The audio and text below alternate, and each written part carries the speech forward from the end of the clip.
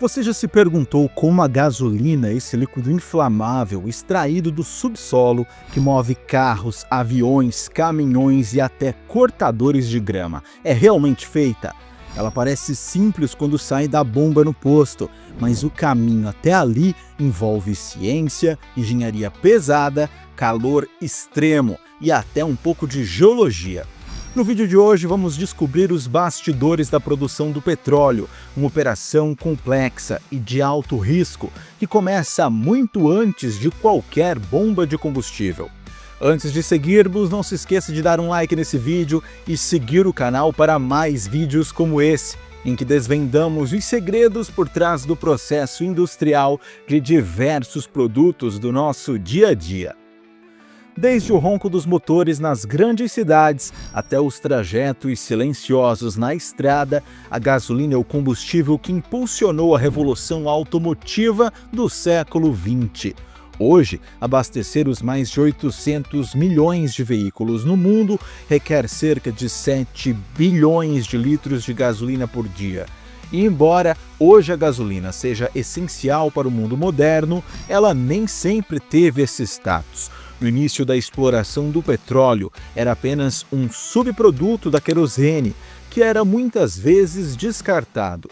Só quando motores a combustão começaram a dominar as estradas é que a sua capacidade de se vaporizar rapidamente a tornou valiosa para a geração de energia.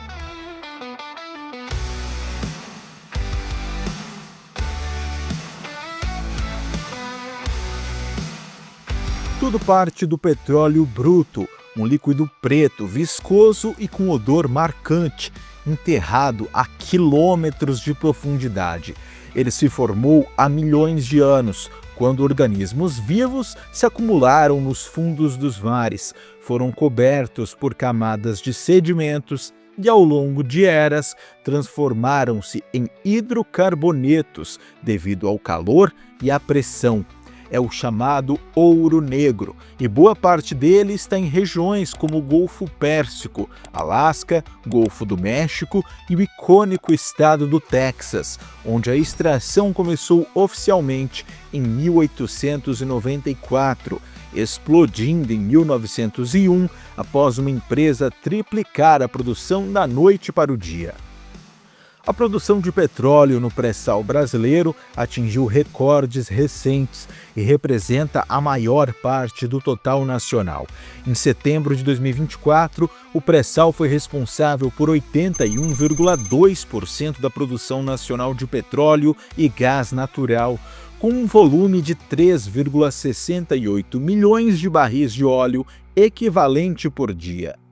Para identificar reservatórios subterrâneos, geólogos usam tecnologia sísmica, que envia ondas de choque ao subsolo e mede seus reflexos para detectar bolsões de petróleo e gás natural. Quando um local promissor é encontrado, entra em ação uma broca com ponta de diamante, capaz de perfurar até 4.000 metros de profundidade em formações rochosas com mais de 500 milhões de anos.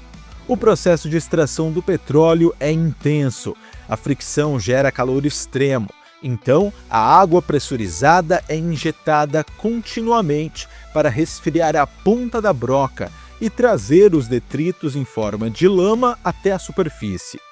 Tudo precisa ser calculado com precisão milimétrica, pois qualquer erro pode causar explosões ou vazamentos perigosos.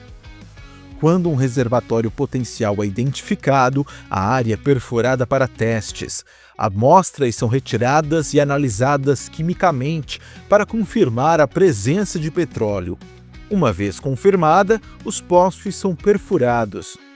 Com o petróleo extraído, ele segue para refinarias através de oleodutos, trens ou navios-tanque. Os oleodutos são a opção mais segura e econômica, enquanto os navios são ideais para longas distâncias. Já os trens apresentam maior risco de acidentes. Nas refinarias começa a mágica da transformação. O petróleo bruto é primeiro aquecido em uma torre de destilação, onde seus componentes são separados com base nos diferentes pontos de ebulição. hidrocarbonetos leves, como gás natural e gasolina, sobem até o topo. Os mais pesados, como asfalto e óleo combustível, ficam na base. A gasolina que usamos no dia a dia contém cadeias de 6 a 10 átomos de carbono. É o ponto intermediário ideal entre volatilidade e potência. Mas ela não sai pronta da destilação. Depois da destilação fracionada, a gasolina passa por um refinamento ainda mais fino para garantir máxima qualidade, que é o craqueamento.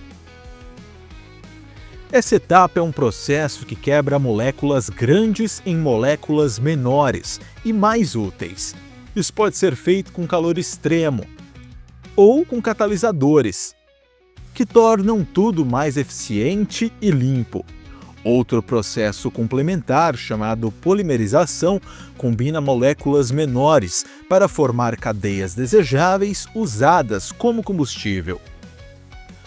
Depois de refinada, outros produtos químicos são adicionados à gasolina para melhorar seu desempenho e estabilidade na etapa de mistura. Dependendo do clima, da altitude e do tipo de motor, são combinados diferentes compostos para ajustar volatilidade, octanagem e desempenho. Uma gasolina vendida no inverno, por exemplo, é diferente da de verão, e para garantir que ela não danifique o motor, aditivos são incluídos, como antioxidantes, detergentes, estabilizantes e, antigamente, compostos de chumbo, como tetraetila de chumbo, usados para evitar batimentos no motor. Hoje, com a gasolina sem chumbo, essa função é cumprida por aditivos mais limpos. Interessante notar que cerca de 44% do petróleo extraído é convertido em gasolina, mas nada vai para o lixo. Os subprodutos mais leves, como gás natural, querosene e combustível de avião, são tão valiosos quanto os subprodutos mais pesados, que são usados na produção de lubrificantes, plásticos e asfalto.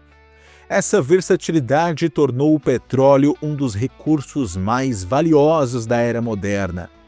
Só que, apesar de toda essa eficiência, o petróleo é um recurso finito e a indústria já sabe disso.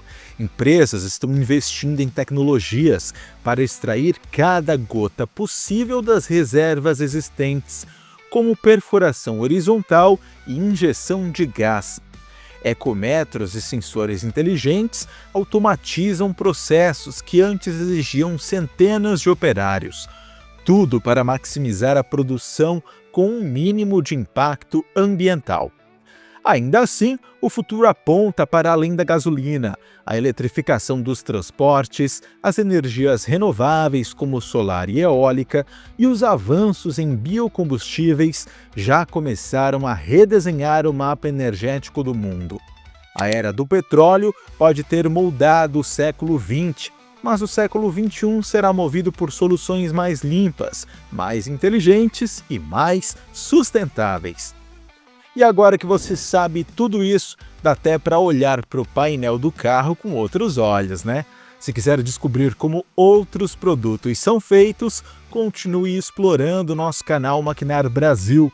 Até a próxima jornada pelo processo industrial de produtos.